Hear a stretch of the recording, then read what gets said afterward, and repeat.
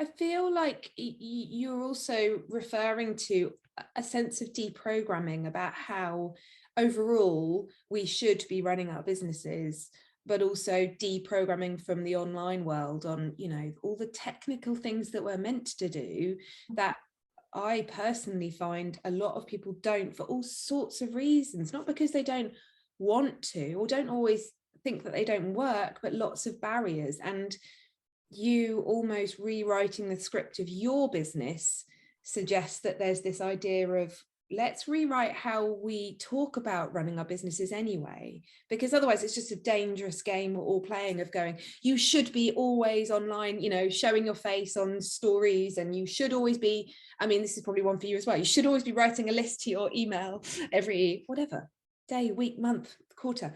And I think not just with health conditions, but with restrictions, we can't stick to deadlines always, or we don't want to set them. Is that the right word to be using, deprogramming? I feel like it's about getting to the why you would do it in the first place.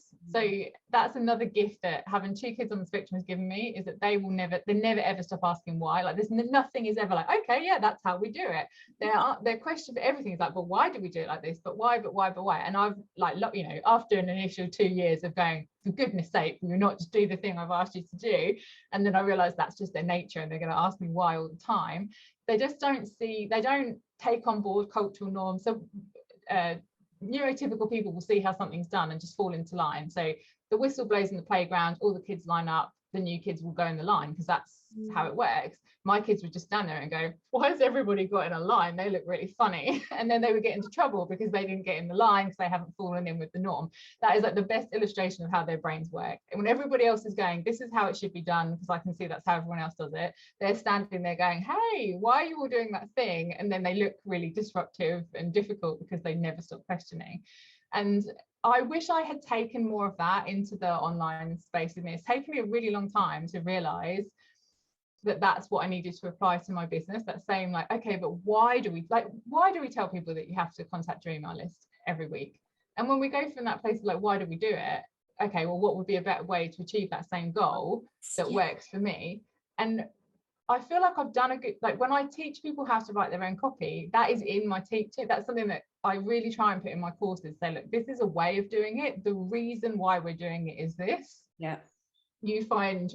Take what I've said and you find your own way that's going to work for you. I really try and get into the reason why we do this.